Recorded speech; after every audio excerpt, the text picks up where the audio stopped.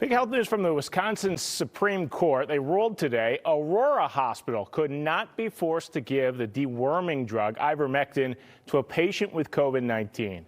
The Food and Drug Administration has not approved it for the use in treating COVID. The lawsuit, one of dozens filed across the country seeking to force hospitals to administer ivermectin for COVID. Let's talk more about this. Joining us, Dr. Jeff Potoff, UW Health Chief Quality Officer. This is a big win for Aurora, but it could have wider-reaching impacts on things that are not ivermectin. I don't want to have a debate on that. I feel like as a society we've been there, done that.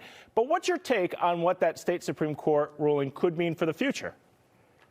Yeah, in general, doctors work with their patients, and we try to meet patients where they're at, meet their needs, and provide guidance for patients.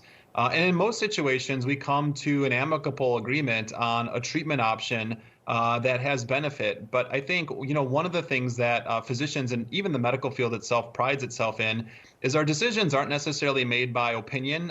They're not made by kind of, what's the latest and greatest, but instead by evidence, medical evidence that suggests whether something has benefit or not. So where we get in kind of a tricky situation is if there's no evidence, or on the contrary, evidence that something harms you, it's really hard for physicians to say, let's go ahead and do that anyways. That's kind of against everything we've taken an oath for, first do no harm. So I think, largely we want to work with our patients, but I do think the idea that physicians being required to do something that they know is harmful to their patients, that wouldn't go over very well with the medical profession. Yeah, and this isn't like I don't like my dermatologist, you can go get a new one. This really comes down to maybe some of those experimental treatments that we're talking about, and the court basically saying it shouldn't be a judge deciding this. They can't tell doctors that what's right and what's wrong.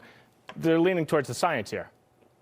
Exactly. And there are ways to get patients into clinical trials, and this is very important. So it's not to say that experimental treatments are off the table, but, kind of the rules, the regulations, the boundaries that are around those experimental treatments are there to protect patients because there is slightly increased risk for harm when we don't fully understand whether something works or not.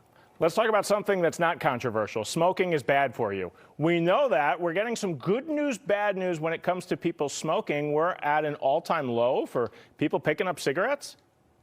We are. So if you go back to the 1940s, I wasn't around then, but about 50% of Americans smoked. Last year, that number dropped to about 11%. So culturally, socially, not as acceptable to smoke. But on the flip side, Ben, what we're seeing is an increase in vaping.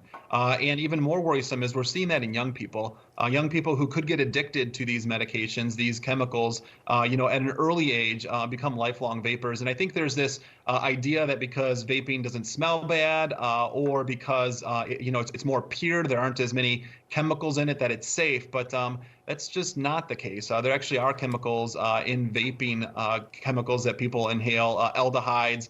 There's vaping-induced pulmonary injury, which is a bad thing.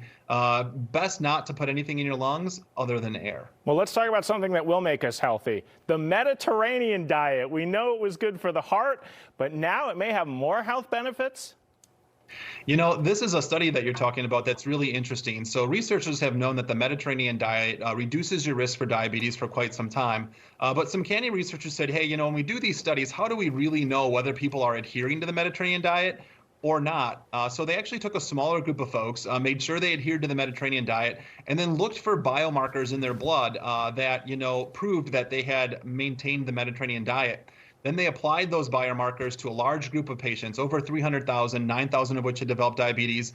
And they found that those folks that had those high markers of adhering to the Mediterranean diet, their reduction in getting diabetes was closer to 30%, not 10%. So, another check in the win column for the Mediterranean diet. Definitely something worth trying. I do like salmon. I also like pizza and burgers. So I'm going to work on it, but all this new research is telling me you should try it, Ben. You should try it.